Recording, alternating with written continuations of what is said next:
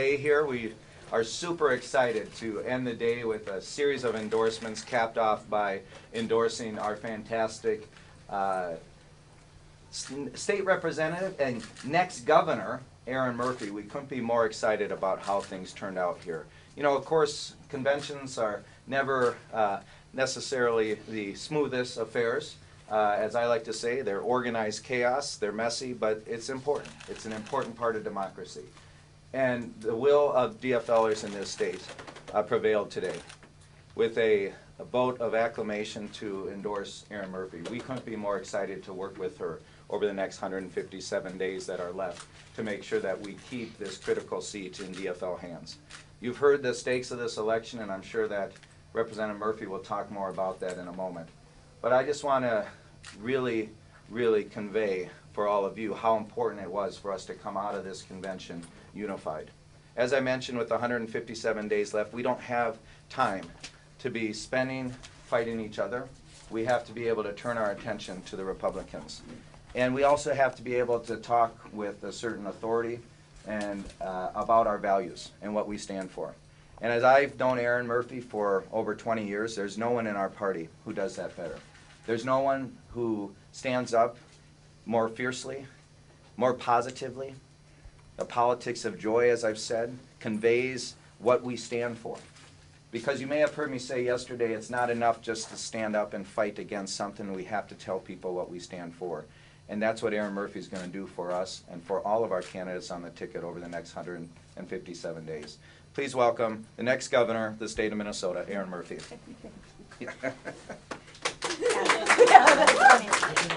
Well, I want to begin by thanking you for hanging in for a day and to say how deeply honored I am to have earned the party's endorsement, the DFL endorsements today. I set out 18 months ago with my aim on earning this endorsement because it's a powerful tool in order to win an election.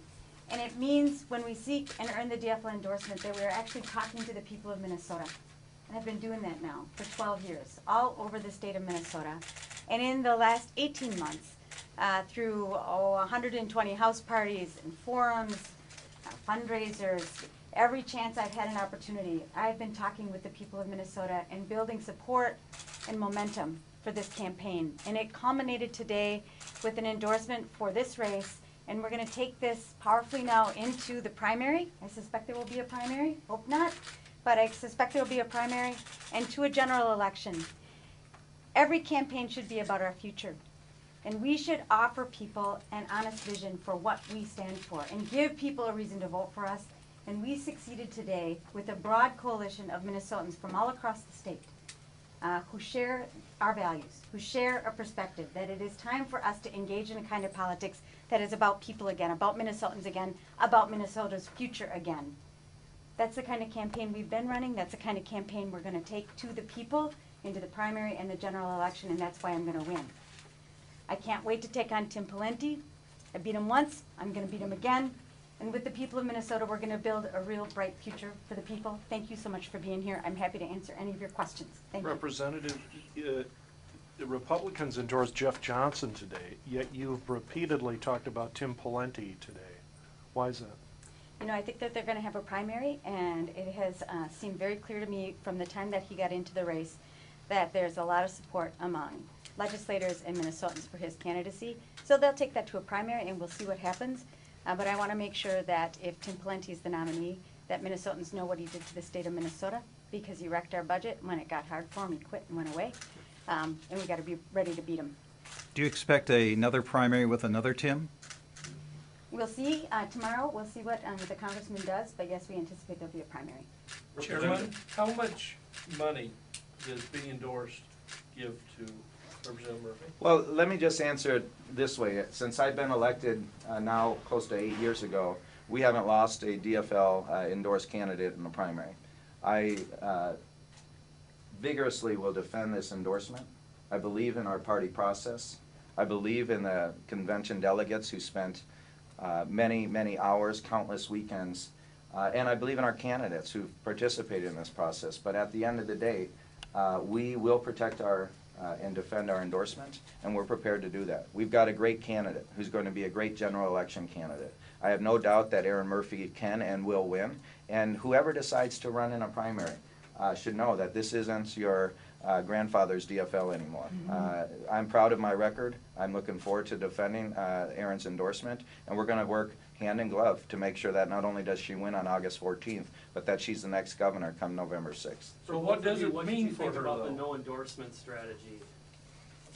Well, look, I mean, conventions, you see all sorts of gambits and tactics and tricks, and nothing surprises me at this point, to be honest with you. I don't hold it against anyone. I don't begrudge anyone and the strategy that they have to take to try to get to the point where they're at. Of course, I wanted to see us have an endorsement, to have our party actually being able to participate in this process and not have to sit it out, and to have our party to be able to be in a position to actually get out there and to start to frame up this election and work on behalf of our party. And that's what happened today. Some of you talked to me earlier today about whether or not I thought there'd be an endorsement. And I told you all along that I was confident there would be. We've never, not in the history of our party, not endorsed. People come to these conventions to endorse. And I'm proud of Erin Murphy's coalition that she built, because what she said earlier is exactly true. It's not only geographically diverse, it's demographically diverse. She brought a ton of new people into the process, a lot of young people, a lot of people who are inspired by her. I remember 28 years ago when I was inspired by Paul Wellstone, and that's why I'm still doing this work. And as I talk to some of those young people out there working hard for Erin all these many months now, it reminded me of myself 28 years ago being inspired by a candidate. That's the energy we need. I'm so excited we have an endorsement, and we're ready for anything. Do you have any thoughts on a running mate? Do you run against your primary opponent, or do you run against Tim Pawlenty starting tomorrow? You know what? I'm going to run on a vision for the people of Minnesota. And we're going to build that and build a future for the people of Minnesota. I think it is time for us in our politics to focus on what we are going to do for the people of Minnesota and not spend our time all the time talking about what we're against. But you just told us you wouldn't tell the voters about what Tim Pawlenty did. And I think the voters need to understand that. But in contrast, I will tell a compelling story about what we can do for the people of Minnesota when we stand up for an honest and progressive vision for the people of Minnesota. Do you start And that telling Tim- contrast, and you that start contrast telling- is important. You start telling Tim Pawlenty's story tomorrow, or do you wait till after the primary? I'm going to go out and tell the people of Minnesota what I will do with them when I'm elected to be the governor of the state of Minnesota. Do you have any thoughts on a running mate yet? You know, we announced 10 days or so ago that we were going to withhold an announcement on a running mate until we got through this endorsement process, because we want to use this evening as an opportunity to try and unite the party and forestall a primary. And so I will be reaching out and hope to have conversations with the others that were in this race to see if we can find our path forward to a unified ticket and a unified effort to go forward and forestall that primary. And so you will know soon, but you won't know yet. Do you have any requirements then with that? You know, I have, as I thought about a lieutenant governor, I've wanted to make sure that I found someone who shared the same ambition that I have for the people of Minnesota. Someone who balances me out, someone who is capable of doing the job if I can't. And that's what my lieutenant governor will be. So Rubavina then. Good one. Nice joke.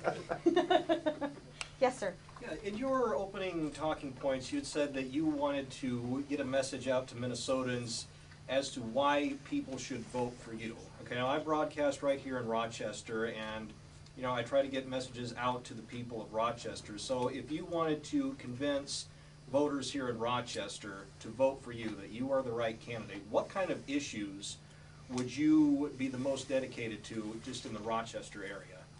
You know, what I have found in spending my time with people all over the state of Minnesota is we share common values, we share common aspirations for our families, for our communities, and for the future of Minnesota. And those common values tie us together. Strong public schools for our kids, health care we can count on, and of course Rochester is a very well-known healthcare mecca, not just for Minnesota, but for America and for the world, and that's important. But the people in Rochester, as I have talked with them, are also very interested in working hard and earning enough money to support themselves and their families. They're interested in building a future that is inclusive for all of us. They want to make sure that their kids can go to school to learn a trade or go on into higher education. There are common building blocks, infrastructure, the things that we do across the state together And they are shared by people all across the state of Minnesota, and that's what we're going to talk about. Can you win in greater Minnesota? You know, if you saw our coalition today, you saw a broad statewide coalition of people supporting this campaign. And that is a result of spending a lot of time with people and building relationships with them. I do have deep roots all over the state of Minnesota, including in greater Minnesota. And it's because I've spent time with people.